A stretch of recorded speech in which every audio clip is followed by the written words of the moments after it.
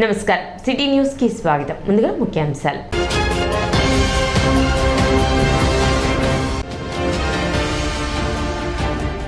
ఇటీవల రేపల్లె వద్ద ట్రాక్టర్ ప్రమాదంలో గాయపడిన ప్రమాద బాధితులను పరామర్శించిన Janasena PSC chairman Nadella Manohar.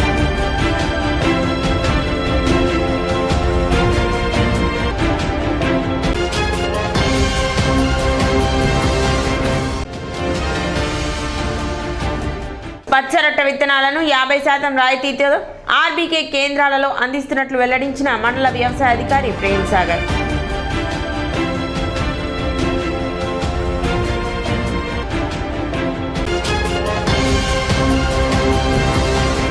June 1వ తేదీ హనుమత్ జయంతి సందర్భంగా నిర్వహించే బైక్ ర్యాలీని విజయవంతం చేయాలని బీజేపీ నాయకులు పాటిబండ్ల రామకృష్ణ కోరారు. బుధవారం జరిగిన విలేకరుల సమావేశంలో ఆయన మాట్లాడారు. సుల్తానాబాద్ నుండి పట్టణ పురవీధుల గుండా బోస్ రోడ్లోని చిట్టాంజనేయ స్వామి దేవస్థానం వరకు జరిగే ఈ ర్యాలీని హనుమాన్ భక్తులు ప్రజల్లో పాల్గొని విజయవంతం చేయాలని కోరారు. సమావేశంలో వేమ సురేష్ బాబు, కొడాలి క్రాంతి, గాదే హనుమారెడ్డి, కొల్లా గురునాథ్ గుప్తా, బోడపాటి ఆదిత్య, పెద్దలంక వెంకటేశ్వరరావు, రామాంజనేయులు, మాదల పూన తదితరులు పాల్గొన్నారు. రేపు తెనాలి నియోజకవర్గంలో జూన్ 1వ తారీఖు హనుమాన్ జయంతి సందర్భంగా తెనాలి సుల్తానాబాద్లోని హనుమంతుని ఆలయం దగ్గర నుంచి పట్టణంలో 6 హనుమంతుని ఆలయాలు సందర్శిస్తూ చివరగా చిట్టాంజీ స్వామి గుడి దగ్గరికి ఒక భారీ బైక్ ర్యాలీతో శోభాయాత్ర చేస్తున్న హనుమాన్ శోభాయాత్ర కమిటీ వారికి ముఖ్యంగా అభినందనలు తెలియజేస్తూ హిందూ బంధువులందరూ కూడా ప్రతి ఇంటి నుంచి ప్రతి ఒక్క హిందువు కూడా ఈ ర్యాలీలో పాల్గొని దీన్ని జయప్రదం చేయాలని కోరుతూ ఉన్నాం. అదేవిధంగా హిందూ బంధువులందరూ కూడా ఇది ఒక శక్తి ప్రదర్శనలాగా దీన్ని తప్పకుండా మనందరం కూడా చేయాలని జూన్ 1వ తారీఖు తెనాలి సుల్తానాబాద్ ఆంజనేయ స్వామి గుడి నుండి స్వరాజ్ టాకీస్ దగ్గర ఉన్న చిట్టాంజనేయ స్వామి గుడి వరకు శ్రీ హనుమాన్ శోభాయాత్ర ప్రతి సంవత్సరంలానే అత్యంత వైభవంగా శోభాయమానంగా జరగనుంది. ఈ కార్యక్రమంలో తెనాలి పట్టణ పుర ప్రజలందరూ కూడా పాల్గొని జయప్రదం చేసి స్వామివారి కృపకు పాత్రలు కావాల్సిందిగా కోరుకుంటున్నాం. రేపు 1వ తారీఖు హనుమాన్ జన్మోత్సవం సందర్భంగా తెనాలిలో ప్రతి సంవత్సరం లాగానే భారీ ఎత్తున బైక్ ర్యాలీ నిర్వహిస్తున్నాం. దీనికి సహకరించిన ప్రతి ఒక్కరికి ధన్యవాదాలు తెలుపుతున్నామండి. అట్లాగే ఈ సంవత్సరం జరగబోయే శోభయాత్రలో కూడా ప్రతి ఒక్కరు కుటుంబ సమేతంగా పాల్గొని జయప్రదం చేయవలసిందిగా కోరుచున్నాం. ఇటీవల రేపల్లె సమీపంలో ట్రాక్టర్ ప్రమాదంలో గాయపడి చికిత్స పొందుతున్న బాధితులను జనసేన పిఎస్సి చైర్మన్ నాదెళ్ల మనోహర్ పరామర్శించారు. తెనాలి జిల్లా ప్రభుత్వ వైద్యశాలలో వారికి అందుతున్న వైద్య సేవలను బాధితుల నుండి వివరాలు అడిగి తెలుసుకున్నారు. వైద్యశాల ఆర్థోపెడిక్ వైద్యులు డాక్టర్ హనుమంతరావుని బాధితులకు మెరుగైన వైద్య సేవలు అందించాలని మనోహర్ సూచించారు. మనోహర్ మాట్లాడుతూ కొలిపర మండలానికి చెందిన 20 మంది రేపల్లె సమీపంలో ట్రాక్టర్ ప్రమాదానికి గురయ్యారని, వారిలో చిన్నారులు, మహిళలు, వృద్ధులు ఉన్నారని, అందరూ ప్రభుత్వ వైద్యశాలలో చికిత్స పొందుతున్నారన్నారు. బాధితులకు అందుతున్న వైద్య సేవలను తెలుసుకుని వారిని పరామర్శించి ధైర్యం చెప్పడం జరిగిందన్నారు. ఇటువంటి ఘటనలు జరగడం దురదృష్టకరమని, వారు త్వరగా కోలుకోవాలని కోరుకున్నట్లు తెలిపారు. తెనాలి ప్రభుత్వ వైద్యశాలలో గతంలో దాదాపు 1200 నుండి 1300 మంది వైద్య సేవలు పొందేవారని, జిల్లాలోనే అన్ని సౌకర్యాలు ఉన్న ఆసుపత్రిగా పేరుగాంచిందన్నారు.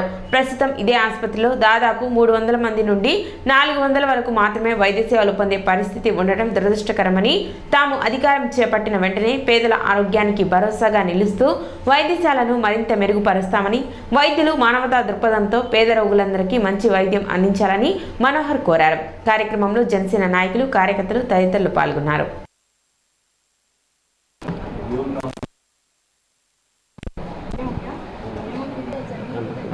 సార్ అంతా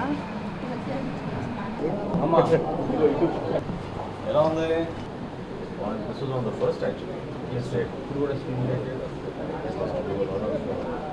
ఆమె ఎందుకు పాప అలా లాగుతుందా? వేరే లాగుతాం. వస్తా చేయడం పెట్టుకున్నా.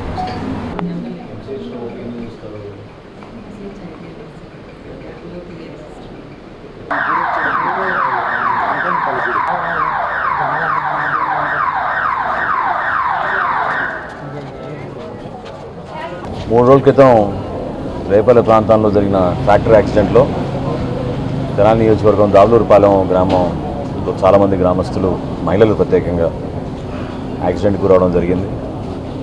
మన తెనాలి ప్రభుత్వ ఆసుపత్రిలో వాళ్ళందరినీ ఈరోజు పరామర్శించి సంబంధిత డాక్టర్లతోటి నర్సింగ్ సిబ్బందితోటి వాళ్ళకి అందిస్తున్న వైద్య సదుపాయాల గురించి పరిశీలించాం. అదేవిధంగా వాళ్ళకి చాలామంది ఆల్మోస్ట్ డిశ్చార్జ్ అయ్యే పరిస్థితిలో వచ్చారు.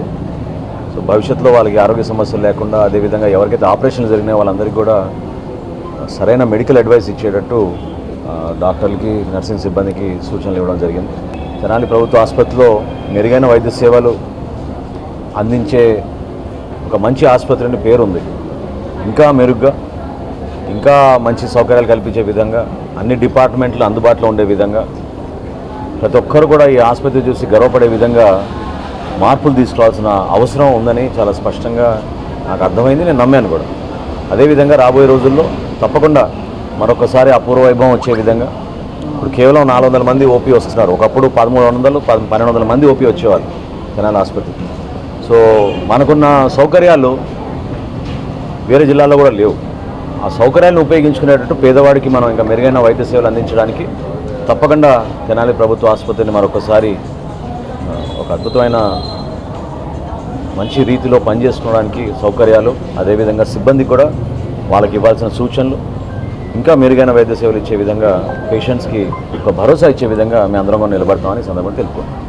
వేసవిలో భూమి దుక్కి దున్నుకోవడం ద్వారా భూమి సారవంతం అవుతుందని మండల వ్యవసాయ అధికారి ప్రేమ్ సాగర్ తెలిపారు. వేసవి దుక్కు చేసుకోవడం వలన భూమిలో ఉన్న కలుపు మరియు పురుగుల లావా బయటికి వచ్చి ఎండిపోతాయని, ఈ విధంగా వేసవి దుక్కి చేసుకోవడం వలన రైతులకు మేలు జరుగుతుందని చెప్పారు. అదేవిధంగా పచ్చరొట్టె విత్తనాలు సాగు చేయడం ద్వారా కూడా భూమి సారవంతం పెరుగుతుందని, ఇప్పటికే ఆర్బీకేల ద్వారా 50% రాయితీతో రైతులకు పచ్చిరొట్ట, జిలుగు, పిల్లి పెసర విత్తనాలను అందించడం జరిగిందని, ఇంకా కొంతమంది రైతులు విత్తనాలు కావాలని కోరారని ప్రభుత్వం దృష్టికి పంపి వాటిని వీలైనంత త్వరగా రైతులకు అందించడం జరుగుతుందని తెలిపారు. మొక్కజొన్న, జొన్న, మినుము, పెసర పంటలు పండించారు. రబీలో దిగుబడి ఆశాజనకంగా ఉంది.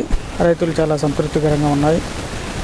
వర్షము లేకపోయినా కూడా బోర్లో నీళ్ళని వినియోగించుకొని, ఇరిగేషన్ వాళ్ళు నీళ్ళు ఇవ్వకపోయినా కూడా ఎట్లకొట్ల తంటాలు పడి రైతులు ధాన్య సేకరించుకున్నారు. మొక్కజొన్న, జొన్న, మినుము, పెసర చేశారు. ప్రస్తుతం ఇప్పుడు మనకు సీజన్ కూడా ప్రారంభమైంది. సమ్మర్ వర్షం అంటే వేసవి జల్లులు పడినాయి.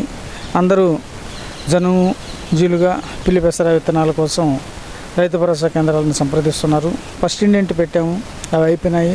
రెండో ఇండెంట్ కూడా పెట్టినాము, అవి త్వరలో రేపు ఎల్లుండి వస్తాయి. కాబట్టి జనుము, జీలుగా, పిల్లి పెసర కావాల్సిన విత్తనాలు కావాల్సిన రైతు సోదరులు రైతు భరోసా కేంద్రాల ద్వారా మీకు సరఫరా చేస్తున్నాం. వేసవి దుక్కుల వల్ల ఉపయోగాలు ఏంటంటే, లోపల ఉన్న కలుపు విత్తనాలు బయటకు వచ్చేసి అవి ఎండిపోతాయి. లోపల ఉన్న పురుగుల అవశేషాలు అనగా ప్యూపాలు కానీ లార్వాలు కానీ బయటకు వచ్చి అవి ఎండిపోతాయి, లేకపోతే కొంగలు తినేస్తాయి. తర్వాత భూమి గుల్లబారుతుంది. తర్వాత భూమికి ఏరేషన్ అంటే గాలి సరఫరా బాగా వస్తుంది. లోపల ఉండే సూక్ష్మ స్థూల పుష్పాలు పైకి అందించి మన మొక్కకు సరఫరా చేయబడతాయి. కాబట్టి వేసవి దుక్కులు కూడా తయారు చేసుకోవాల్సిందిగా రైతు సోదరులను కోరుకుంటున్నాం. తర్వాత ఈ మధ్య అందరు రైతు సోదరులు మొక్కజొన్న, జొన్న పంటలని కాల్చేస్తున్నారు. అది బాగాలేదు. ఎందుకంటే మల్చర్ కానీ వేయాలి, రోటోవేటర్ కానీ వేయాలి. కానీ రైతు సోదరులు చెప్పడం, మా వరి పొలంలో నాట్లు వేసేటప్పుడు అవి కాళ్ళకు తగులుతాయి అంటున్నారు. కానీ వాటిని మాత్రము కుళ్ళబెట్టి అది మల్చరేసి తర్వాత కుళ్ళబెట్టిన తర్వాత భూమికి సారం వస్తుంది. కాబట్టి రైతు సోదరులు ఎవరు వ్యర్థాలని కాల్చకుండా మీరు దాన్ని మరలా రసాయనిక కర్బన సేంద్రియ ఎరువులుగా వాడుకోవాల్సిందిగా రైతు సోదరులను కోరుకుంటున్నాం. కావాల్సిన వరి విత్తనములు కూడా రైతులకు సకాలంలో జూను నెలాఖరు లోపల మేము తెచ్చేందుకు ప్రణాళిక సిద్ధం చేస్తున్నాం. రైతు భరోసా కేంద్రం నుంచి ఎరువులు కూడా విరివిగా ఈ సంవత్సరం, పోయిన సంవత్సరం ఇచ్చినట్టే ఖరీఫ్, రబీకి ఈ సంవత్సరం కూడా విరివిగా అందజేసేందుకు మేము పక్కా ప్రణాళికతో ఉన్నాం. కాబట్టి రైతు సోదరులందరూ రైతు భరోసా కేంద్రాల ద్వారా, వ్యవసాయ శాఖ ద్వారా రైతు సేవలు వినియోగించుకోవాల్సిందిగా కోరుకుంటూ సెలవు తీసుకుంటాం. ఇప్పుడు చిన్న విరామం.